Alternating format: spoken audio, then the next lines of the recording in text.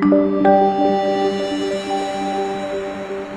nombre es Andrea Vázquez, soy la coordinadora tecnológica del Centro IST y el día de hoy vamos a estar viendo dos tecnologías más de todo esto de Industria 4.0.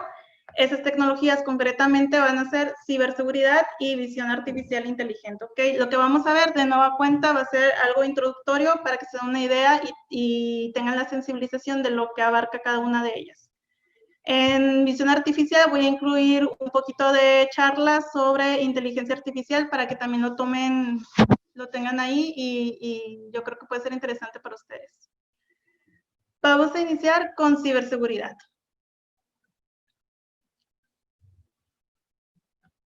Y primero voy a hablar sobre algunos principios básicos que hay que tomar en cuenta y sobre este tema, sobre el tema de ciberseguridad. Primero que nada, pues les pongo aquí un pantallazo de la página de Kaspersky. Me imagino que muchos de ustedes lo conocen. Es una empresa de seguridad informática y tiene diferentes productos, entre los cuales está antivirus, por ejemplo. Y ellos tienen una página que te da un mapeo en tiempo real de todas las amenazas que están presentándose alrededor del mundo, ¿ok? No solo en México, sino pues, en todos los países. De acuerdo a la BBC News, aproximadamente se tienen 450,000 ataques diarios, ¿ok? Es algo que hay que tomar en cuenta y es algo que muchas veces se nos olvida cuando estamos hablando de Industria 4.0. Sí, qué padre que ahora tenemos el Internet de las Cosas, el Big Data, todas las aplicaciones que tienen, pero no debemos dejar a un lado todo el tema de ciberseguridad. ¿Por qué? Porque esto involucra la exposición de nuestros datos, incluso aunque no seamos una empresa, por ejemplo, que tenga mucha información relevante, sí pueden hacer uso, por ejemplo, de robo de identidad o de robo de credenciales, ya sea de alguna de nuestras cuentas, como puede ser una cuenta bancaria, una cuenta de correo electrónico, y sacar información para su mal uso, ¿ok? Entonces, ciberseguridad es algo que también se comentaba en el módulo del primer día, es algo que no se debe de dejar de lado y a veces no se le da la importancia que debería. Algunas de las claves que quiero ver con ustedes sobre ciberseguridad, pues son estas. La primera es que las amenazas con origen en los propios estados, así como la profesionalización de la delincuencia en el ciberespacio, constituyen los mayores peligros. ¿Por qué? Porque hoy en día, y es muy importante también tener presente que todas estas personas que están haciendo ataques, no solo a computadoras, a servidores, páginas web, etcétera, son personas que se dedican a esto, ¿ok? No son personas que están jugando a ver qué encuentran, jugando a ver si se pueden infiltrar en tu computadora, si pueden robar alguna credencial. Es gente que está dedicada 100% en cuanto a su trabajo a encontrar, por ejemplo, vulnerabilidades en algún sistema operativo, en alguna aplicación, etcétera, ¿ok? Son personas que se ganan la vida con esto. E incluso tanta polémica ha habido porque se cuestiona que también gobiernos estén contratando empresas dedicadas a este tipo de cosas para acceder a información que les pueda servir para, no sé, campañas políticas, por ejemplo. Entonces es algo que hoy en día está y que debemos de tener seriedad al respecto cuando hablamos de este tipo de cosas. La segunda clave, el impacto potencial en los sistemas de información víctimas de los ciberataques se está incrementando a medida que lo hace la digitalización de la sociedad. Pues es algo de lo que ya les estaba comentando ahorita, de que así con el crecimiento de la tecnología en cuanto a Big Data, la velocidad que estos datos se generan, también se contrae un riesgo de cómo se va a manejar, cómo se va a gestionar toda esta información que día a día se está generando. ¿Ok? Se sabe que de 10 empresas que tienen en cuenta temas de ciberseguridad, hay otras 100 empresas que están siendo amenazadas porque ni siquiera han tomado en cuenta protocolos y políticas de seguridad al respecto. O sea, no están tomando acciones preventivas. La tercera clave, los problemas derivados del software no actualizado. No sé si les ha pasado que, por ejemplo, acaban de comprar un teléfono celular nuevo que sea recién lanzado y a los 2 meses o al mes les llega una notificación de que tienen que hacer alguna actualización al sistema operativo o una actualización de seguridad en su teléfono. No sé si se han preguntado por qué. Porque si el teléfono se acaba de lanzar, a los 2 meses me está pidiendo descargar un parche de seguridad, por ejemplo. Muchas veces pasa que por la propia competencia que hay en estas grandes compañías de telefonía móvil, por ejemplo, adelantan los lanzamientos y no han podido tener tiempo las personas de estas compañías para estudiar las vulnerabilidades que pudiera tener estos nuevos teléfonos y sus sistemas operativos. ¿Okay? Entonces, por eso a veces vienen estas actualizaciones por adelanto de lanzamientos con tal de ganarle a sus competidores. Pero es muy importante que cada vez que nos llegue alguna de estas notificaciones de actualización de seguridad, sí las instalemos, ¿ok? El no instalarlas, porque me va a ocupar espacio, etcétera, es un error y nos deja vulnerables ante amenazas y ante atacantes que quieran hacer mal uso de nuestra información. Y para esto, pues, no solamente en este aspecto, sino que hay muchas cosas que se tienen que proteger en cuanto a un sistema descifrado, ¿ok? Aquí les puse una frase de que un sistema descifrado solo es tan fuerte como su eslabón más débil. Y hay 3 elementos que en combinación se tienen que tener en cuenta para este sistema descifrado. Uno de ellos es el motor o el algoritmo propio de descifrado. Ok, el otro elemento que hay que tomar en cuenta son las claves, es decir, las contraseñas. Y el tercer elemento que hay que tomar en cuenta es la información y procedimientos operativos para su uso seguro. Que de nada me sirve tener un sistema descifrado robusto si mi contraseña es muy débil o es muy genérica.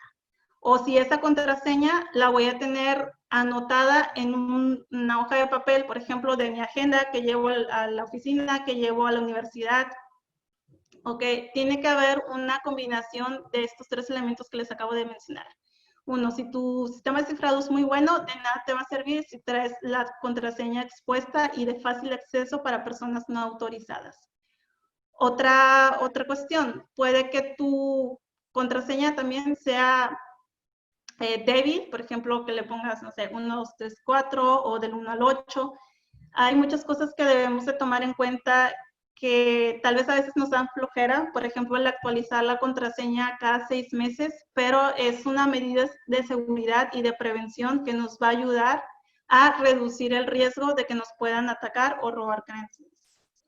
Y pues el tercer punto que les mencionaba, que era la información y procedimientos operativos, pues esto viene también para las empresas, que, ok, ¿sabes qué? No tengo ahorita el capital para invertir tanto en cuestiones de ciberseguridad, pero sí hay una serie de pautas que tú puedes hacer para resguardar la información. Es decir, que tener bien desglosado qué personas tienen acceso a cierta información y asegurar que esas personas autorizadas tengan acceso, pero al mismo tiempo físicamente también asegurarnos que hay seguridad, ¿ok? No solamente hablando del ciberespacio, sino también seguridad física.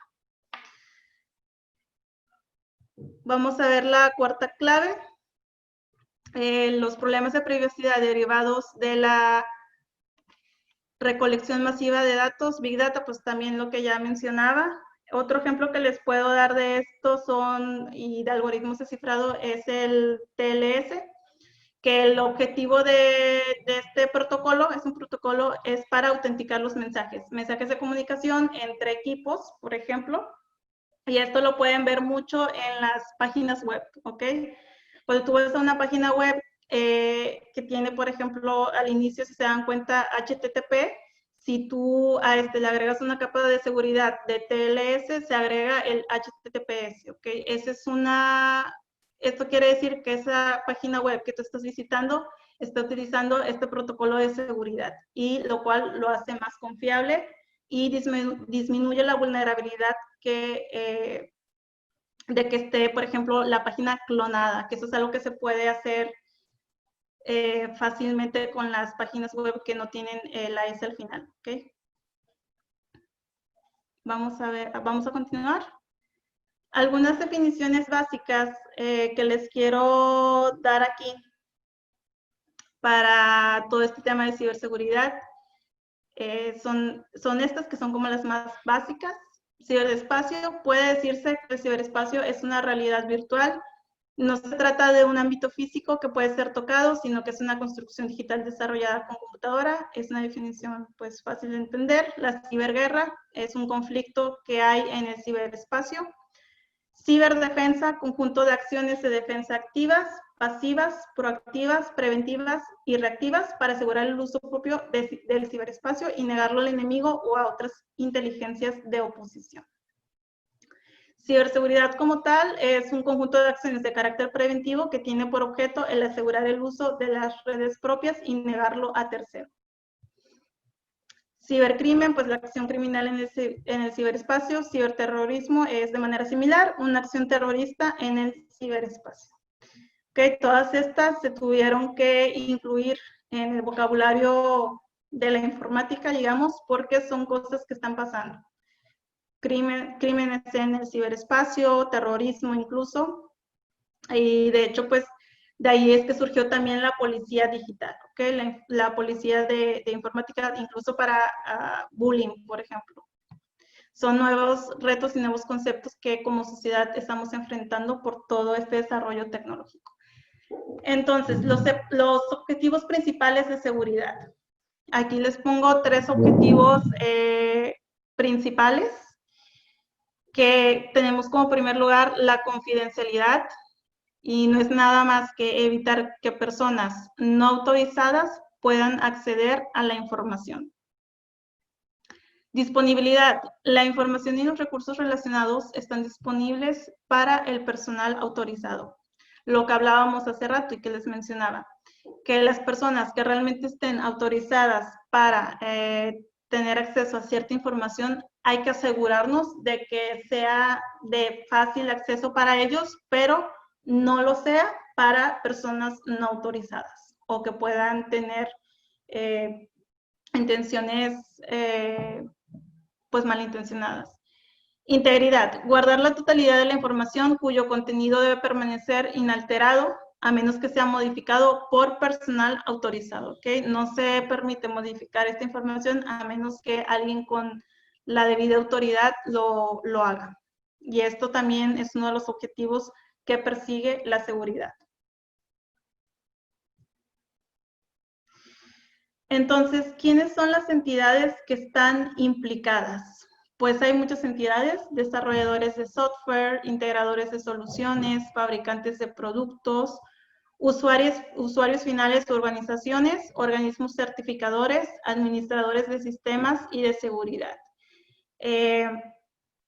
Básicamente, pues estamos involucrados todos, ¿okay? Aunque nunca nos hayamos metido en estos temas de ciberseguridad, nosotros podemos tomar acciones y estamos involucrados en todo este tema. ¿Por qué? Porque nuestros datos, y era algo de lo que hablaba el día de ayer, son protegidos en países del occidente como México, ¿ok? Hay leyes para la protección y uso de los datos personales, pero también debemos hacer un uso consciente de ellos.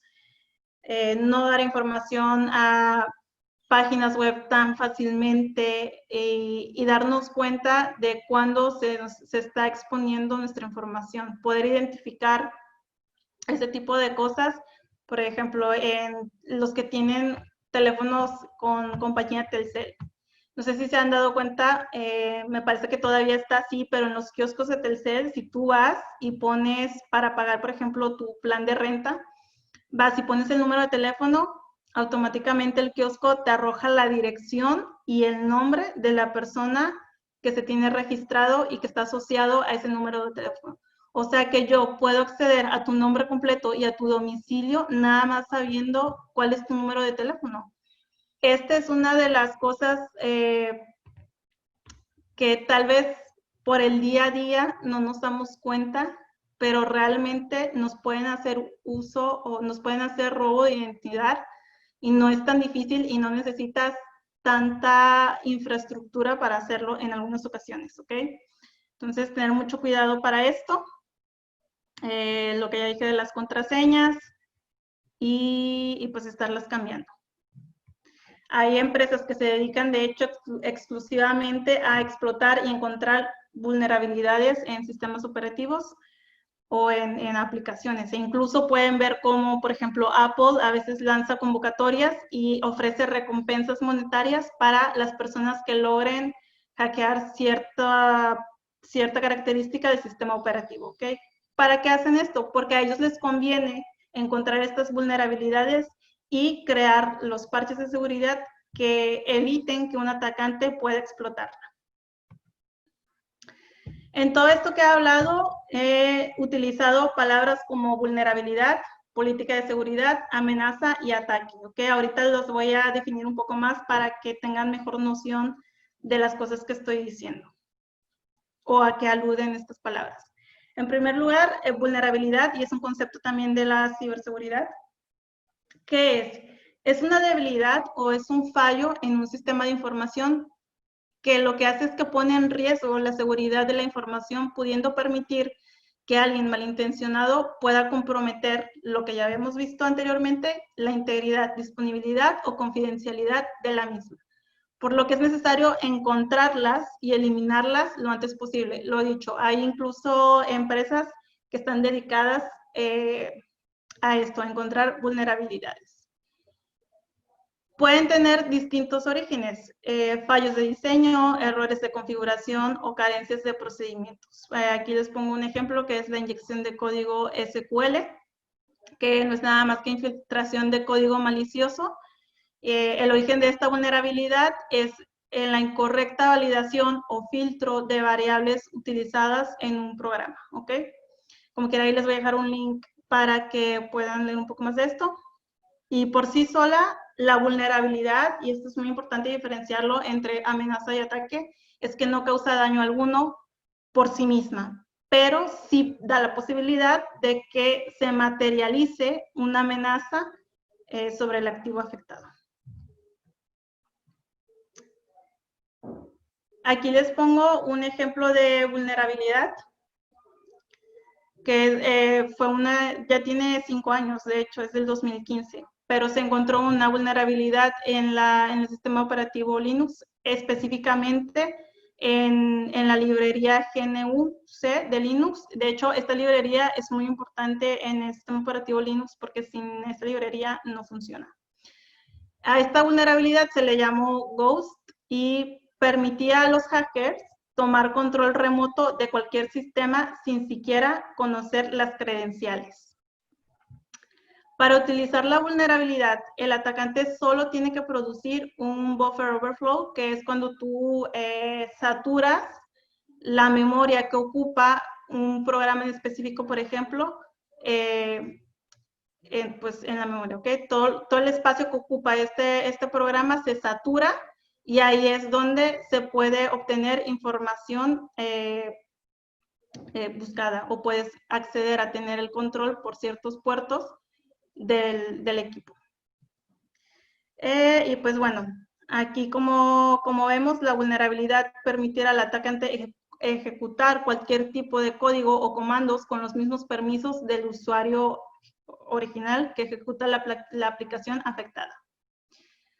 Ok, en resumen, una vez que el atacante utilizó la falla Ghost, puede tomar control del sistema.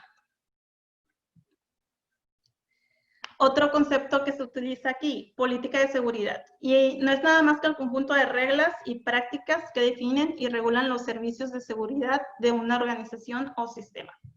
Protege los recursos críticos de amenazas latentes en el entorno. Garantiza la seguridad de los sistemas de información. Disminuye los riesgos de pérdida, manipulación o indisponibilidad de la información.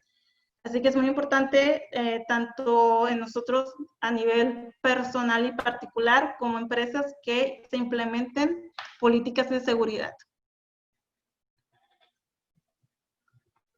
Y dentro de este concepto, se alude también, se puede hacer uso de normativas existentes. Aquí en México no encontré así como tal una normativa o política en cuanto a ciberseguridad, pero sí hay normativas internacionales, como es la ISO IEC 27001. Es la norma internacional que permite el aseguramiento, confidencialidad e integridad de los datos y de la información, así como de los sistemas que la procesan. Permite a las organizaciones la evaluación del riesgo y la aplicación de los controles necesarios para mitigarlos o eliminarlos. Y supone una diferenciación respecto al resto de las organizaciones, ¿ok? Aquí abajo les puse otra, que es la 62443, y esta está hace más referencia a los sistemas de control industriales, de procesos y control automatizados en la industria. Ok, el tercer concepto es el de amenaza, que es una violación de la seguridad en potencia. Puede materializarse al explotar una vulnerabilidad para causar, pues, una infracción de seguridad. Esta infracción puede provocarse de dos maneras. Puede ser de manera intencionada, que es per se un ataque, y puede generarse también inintencionadamente, como un desastre natural o por negligencia. Desde el punto de vista de una organización, pueden ser tanto internas como externas, ¿ok? Puede darse dentro del personal de la organización o por fuera. Y esto es lo que hace la diferencia entre una amenaza y un ataque, ¿ok? Ataque es cuando se tiene la intención. En cambio, la amenaza puede tener intención o no. O sea, puede ser de las dos formas, abarca las dos cosas. Y pues por último, el ataque, que es en sí ya el acto o la acción intencionado y deliberado que viola la política de seguridad de un sistema. Y puede ser de dos tipos. Aquí también puede ser activo, que pues altera el sistema, recursos u operaciones, o puede ser pasivo, intenta bajo esta intrusión o bajo este ataque aprender o utilizar información del sistema, pero no lo afecta al sistema como tal, ni tampoco a su funcionamiento. Un ejemplo de esto es pues nada más obtener información de contraseñas o información personal tuya, o información de una empresa para después venderla. Realmente no se afecta el funcionamiento del sistema atacado, sino simplemente se extrae información. Ejemplos de ataques. Bueno, aquí les puse, de hecho son 3, pero pues voy a hablar ahorita rápidamente del hombre en el medio.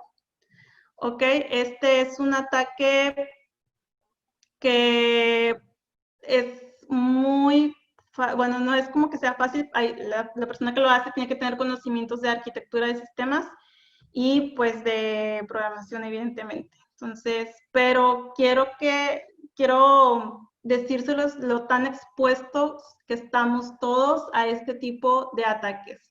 Por ejemplo, tú te vas a un Starbucks a trabajar, a estudiar, lo que sea, ¿ok? Vas, te compras tu cafecito, te sientas en la mesa y ¿qué es lo que quieres o qué es lo que buscas normalmente? Si llevas tu computadora, puedes buscar acceso a internet gratis. Entonces, restaurantes o cafeterías de este tipo tienen redes abiertas para que sus clientes puedan utilizar internet.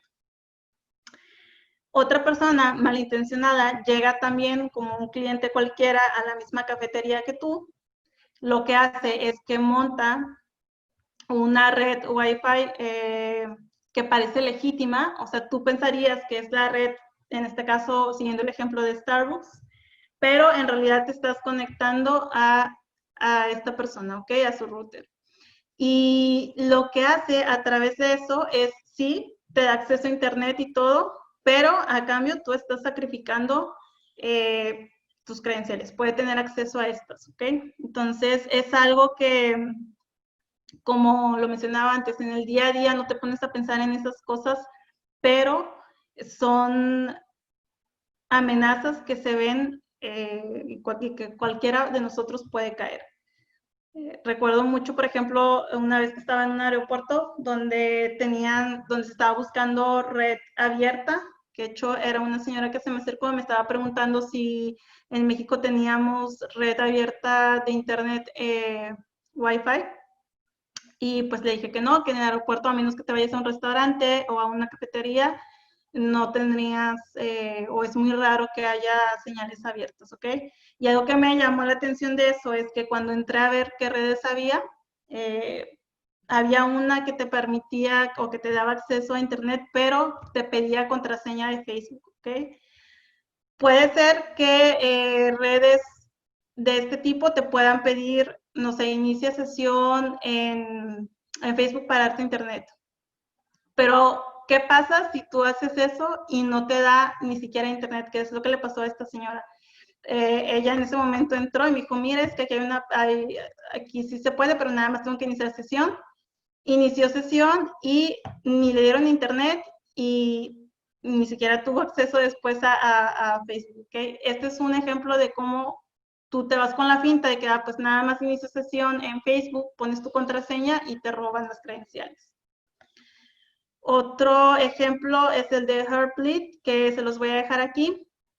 También fue un ataque muy conocido y causó mucha polémica y fue un ataque al OpenSSL, ¿ok? Que es una librería que nos permite también conexiones bajo protocolos SSL.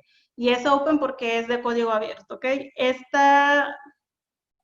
ataque permitía a esta persona malintencionada acceder a la memoria del servidor. Y al repetirlo varias veces, se puede tener acceso igual a claves. Me parece que este también era un ataque bajo Buffer Overflow, no estoy segura, no recuerdo, pero creo que sí. Entonces, aquí les dejo un resumen de todo lo que hemos visto hasta ahorita, de lo que es un ataque, cuándo se materializa, cuándo se puede explotar, en qué fase está la vulnerabilidad y los riesgos que hay, ¿no? Ustedes lo pueden checar ya cuando les compartamos el resumen de la presentación por WhatsApp, que ya está en el chat. Aquí les dejo algunas referencias y vamos a pasar a visión artificial. Okay. Al final les voy a hablar un poquito sobre visión artificial inteligente, que es cuando ya te incluye inteligencia artificial. Pero primero que nada, vamos a hablar sobre sistemas de visión artificiales como tal, y que es importante reconocer cuáles son los principales elementos que la caracterizan. Aquí les pongo un esquema muy ilustrativo de las partes o elementos de este sistema de visión artificial. Primero, pues está la imagen que quieres tú captar o que quieres más bien interpretar, ¿de acuerdo? Similar a nuestra vista, pues tenemos hardware como cámaras y similar a todo el procesamiento de la imagen que está entrando a través de la vista, que sería el cerebro, pues tenemos los procesadores. Y finalmente se da una interpretación de acuerdo al procesamiento que se le dio a la imagen tratada. Entonces, ¿qué es la visión artificial? Es un proceso automático o asistido de información captada por medios visuales. Como punto número 1 tenemos la captación por medios visuales, que son propiamente las herramientas hardware y la obtención de la imagen. Y como punto número 2, el proceso automático, que en este caso sería el software. Aquí también les dejo otro esquema donde tenemos en primer lugar la escena y se tienen 3 características o elementos claves que ahorita las voy a abordar un poco más, que es la iluminación, es la óptica y es el hardware. Esta imagen se va a la memoria, se procesa, se obtiene la información, se analiza dicha información y por ende te da un resultado, el resultado del análisis.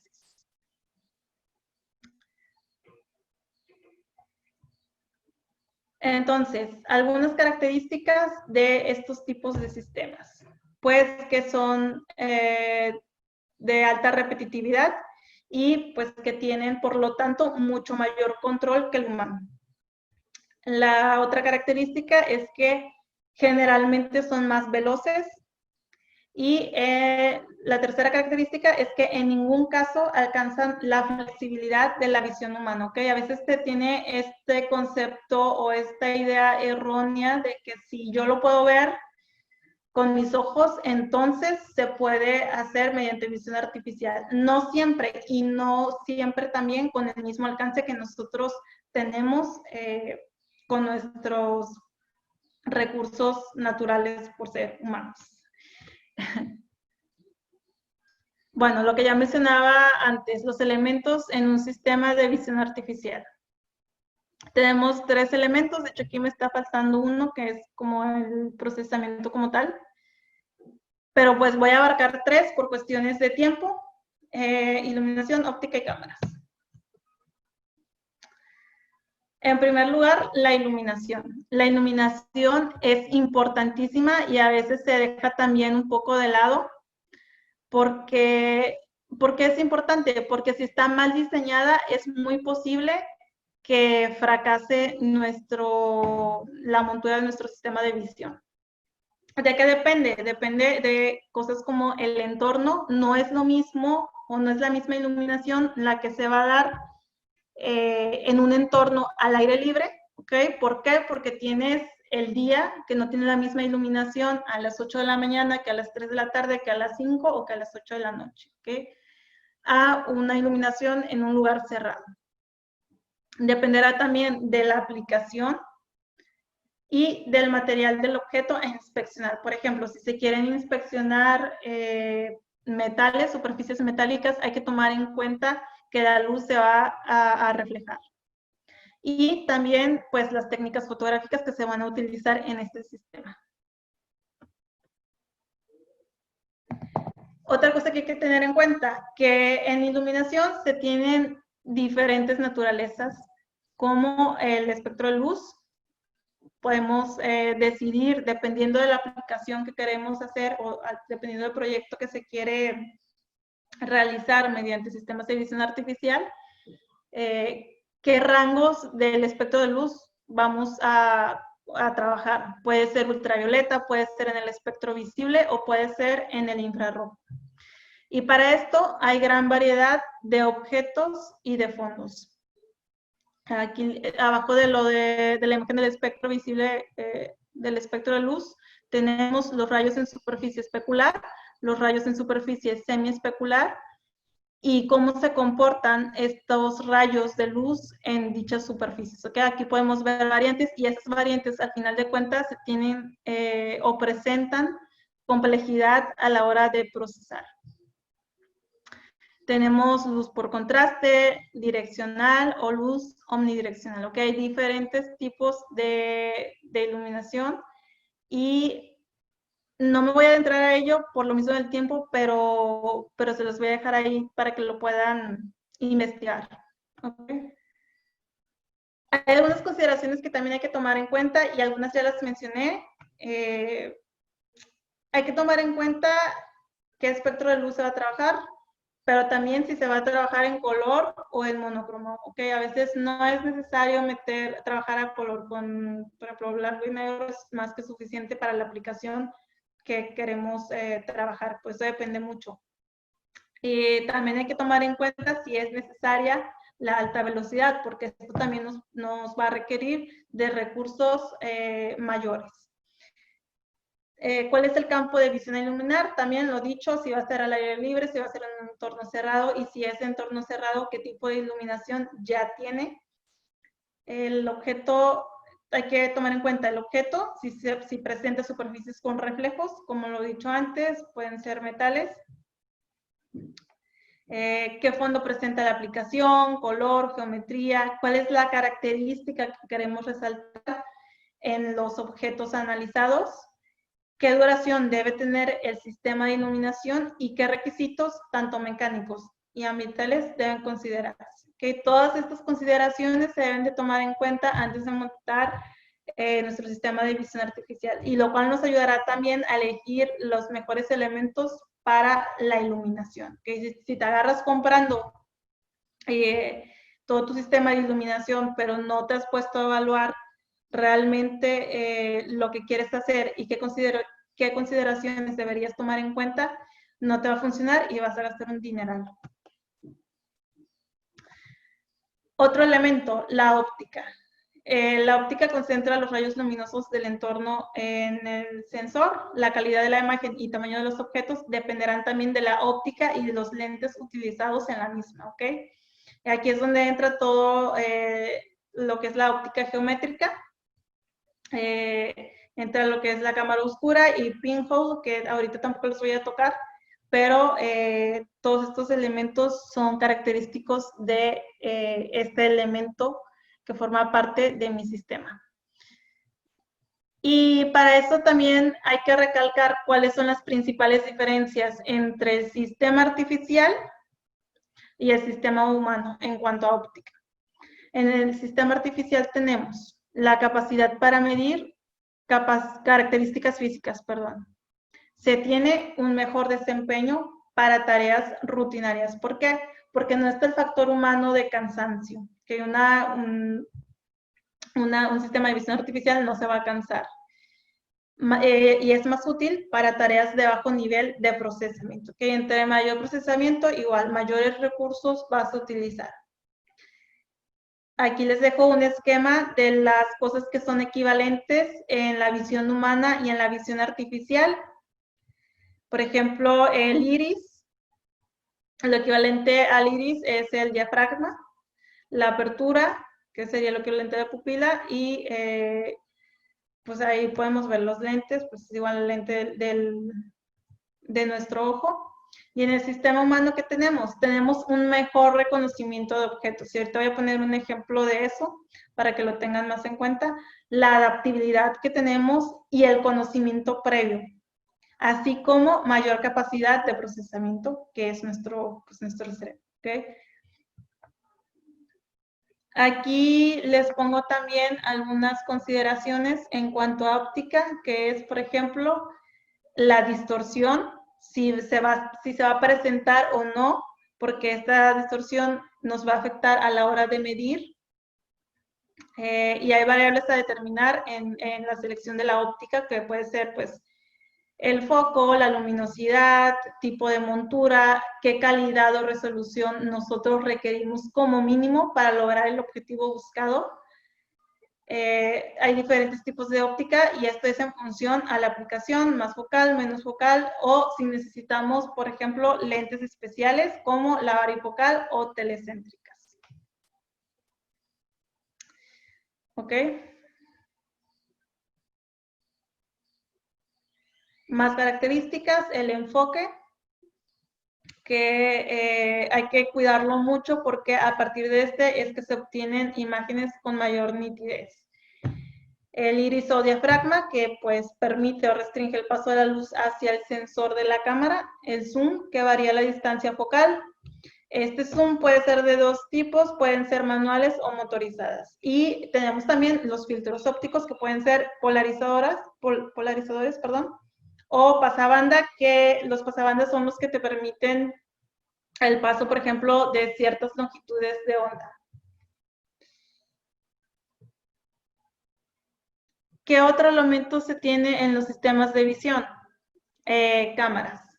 Y para esto hay un sinfín de categorías para cámaras y lo mismo va a depender mucho cuál te conviene para la aplicación buscada o para el objetivo buscado.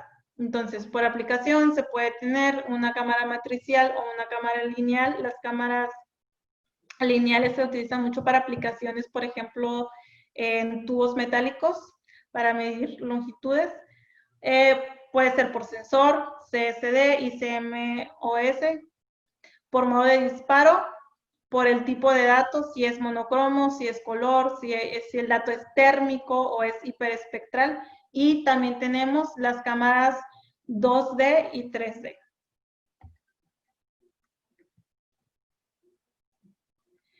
Muy bien. Con esto hemos abarcado los elementos que caracterizan a un sistema de visión artificial y bueno, aquí no mencioné el tema de procesamiento, pero pues para procesar toda la imagen, pues necesitarás software, ¿ok? Ya no lo quise poner, pero también hay que tenerlo en cuenta, qué es lo que vas a utilizar. Y vamos a ver un poquito el tema de Deep Learning, pero antes de entrar a eso, primero quiero hacerles una diferencia entre lo que es Deep Learning, inteligencia artificial, redes neuronales, etcétera, ¿ok?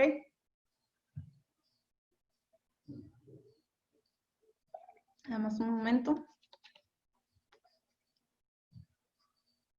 Ok, aquí les he puesto un esquema para que les sea más fácil visualizar esto. Que tenemos del lado derecho la visión artificial. La visión artificial, cuando ya está más desarrollada para las aplicaciones que nosotros estamos buscando como segmentación de imágenes, utilizamos el Deep Learning, ¿ok? Pero el Deep Learning está dentro de la inteligencia artificial.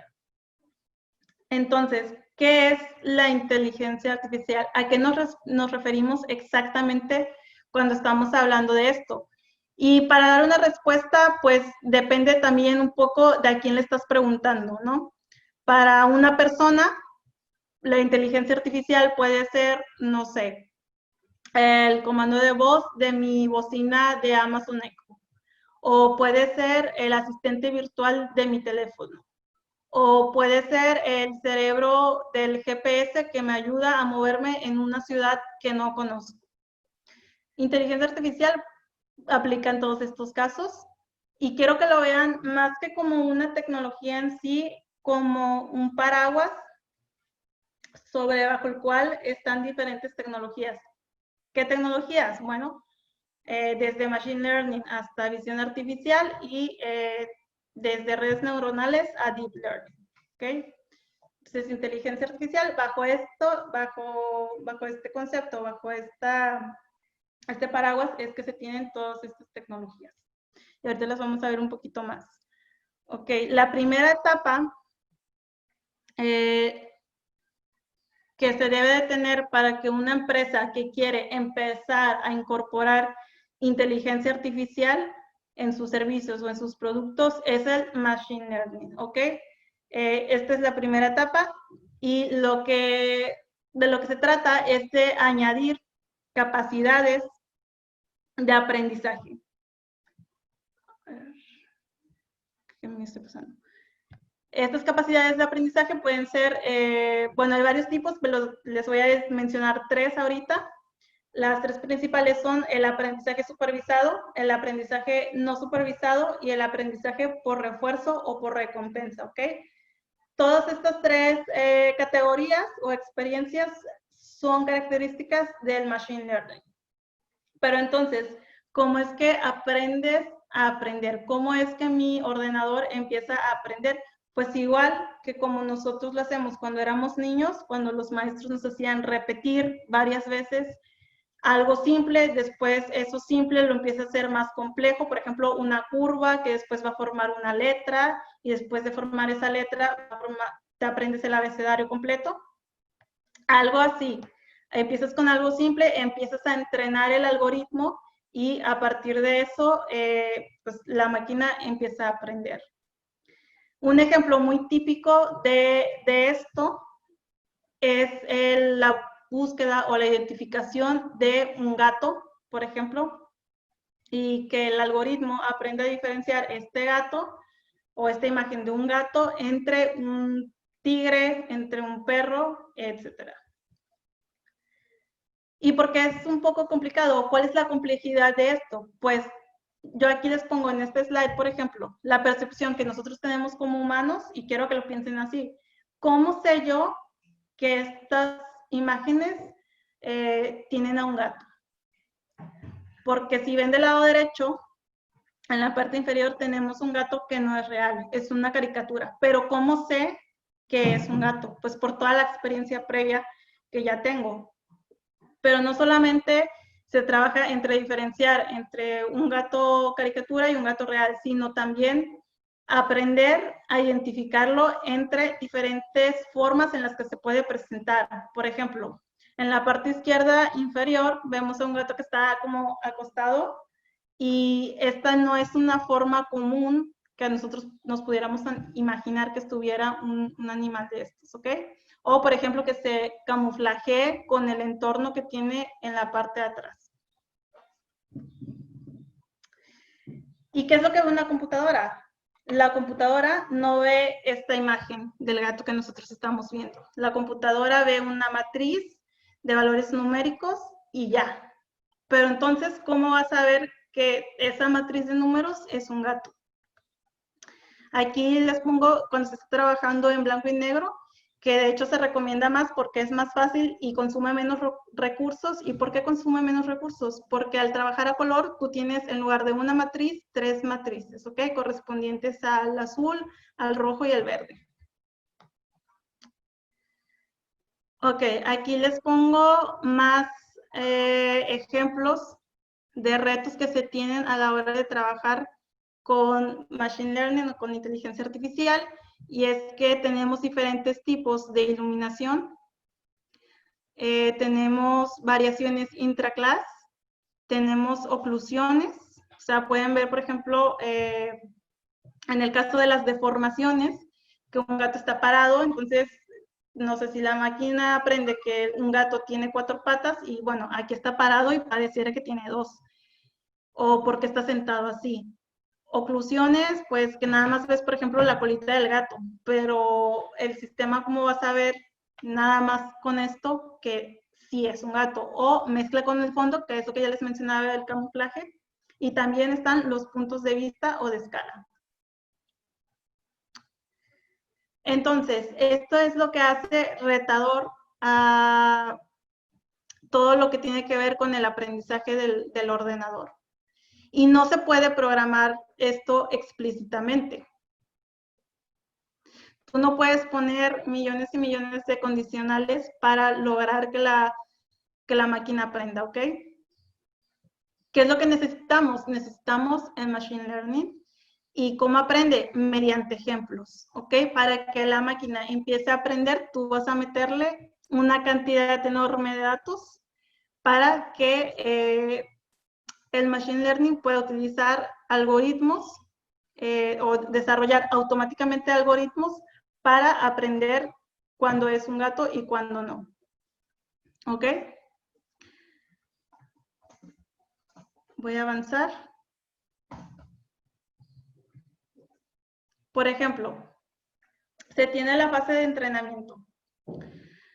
Aquí tenemos imágenes de naranjas y peras. Actualmente, y como se hace ahorita, es que estas imágenes tienen etiquetas, ¿ok? Estas etiquetas inicialmente, por ejemplo, para el aprendizaje supervisado, lo que tú haces en estos algoritmos es que tú les metes 2 datos.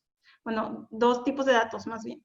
La entrada y la salida deseada. Ok, tú le puedes meter imágenes de gatos y le vas a decir a tu algoritmo que el resultado deseado es que él lo etiquete como gato, ¿ok?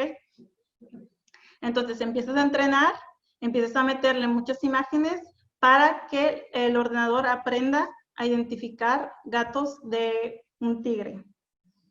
Para el aprendizaje no supervisado, nada más tiene los datos de entrada y lo que se busca es que también el ordenador desarrolle sus propios algoritmos, entrenando para ello diferentes modelos y nada más teniendo las entradas puede aprender que todo eso es un gato, que todas esas imágenes representan un gato. Entonces, lo que se hace es extraer características de estas imágenes. ¿Qué tipo de características? El color, la forma y la textura. En este caso, de las naranjas y de las peras. Se trabaja el algoritmo de Machine Learning y entramos a la fase de predicción y testeo. ¿Okay? Aquí es donde se empieza a testear y se extrae todas estas características para que el algoritmo aprenda y pueda clasificar a la naranja y a la pera.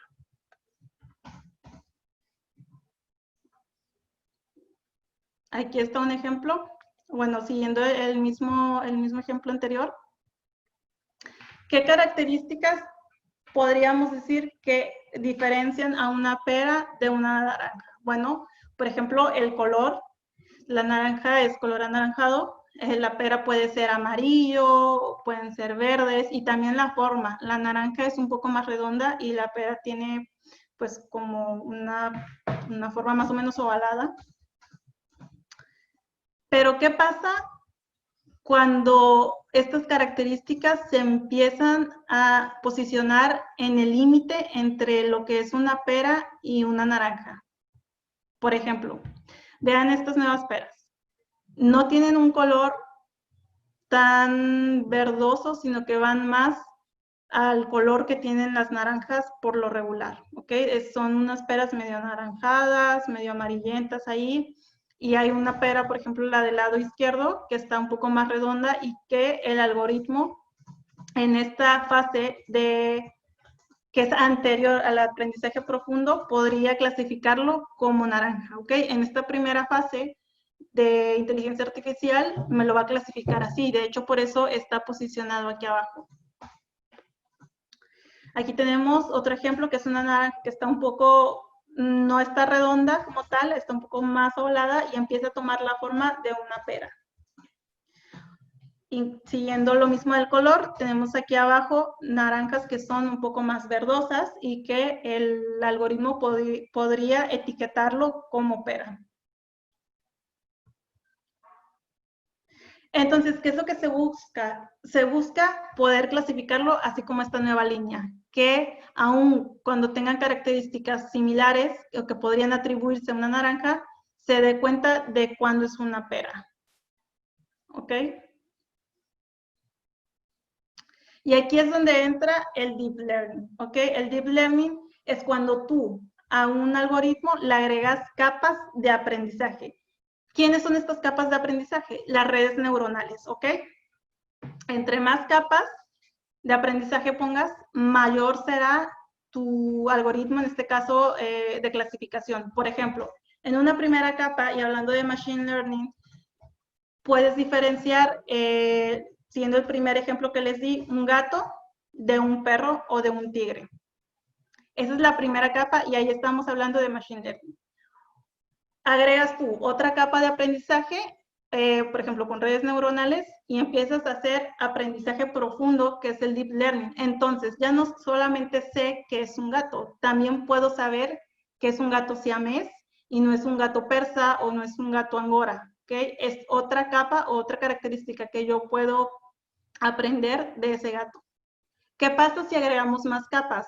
Otra capa de aprendizaje podría ser que ya no solamente sé cuándo es un gato y cuál es la raza del gato, sino que también sé cuál es la edad. Por ejemplo, que sé que es un gato más o menos de 2 o 3 meses o si ya es un gato adulto. ¿Ok? Aquí es cuando ya estamos hablando de Deep Learning mediante capas de aprendizaje, que son las redes neuronales. Y esto se los desgloso también en este slide de entrenamiento. O sea, tenemos lo anterior, que es la fase previa al Deep Learning, que es el extractor de las características. El algoritmo de Machine Learning empieza a clasificar, empieza a aprender. Se hace la fase de predicción y testeo. Pero nosotros, al agregar capas profundas y redes neuronales, entonces es que ya tengo mayor extracción de características y puedo clasificar mejor las etiquetas de las imágenes que tú me estás metiendo. ¿Ok?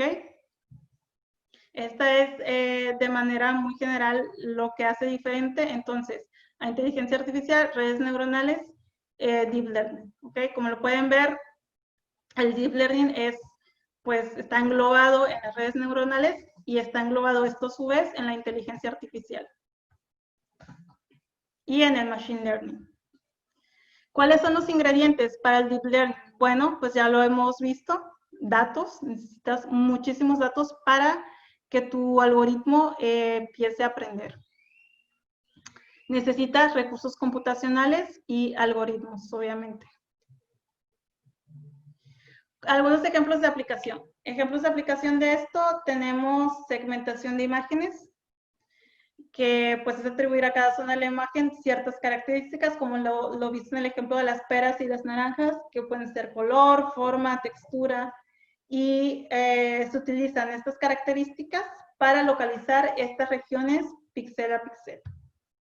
Por ejemplo, cuando tú tienes la foto de un rostro y quieres identificar en qué parte de esa imagen están los labios, ¿ok? Tú vas a sacar características de muchos labios de millones de personas y vas a aprender cuál es la forma usual de estos labios, cuáles son las características de textura, de incluso un poco de color, aunque en esto pues sí es más difícil porque pues tenemos un rango grande de colores para las personas.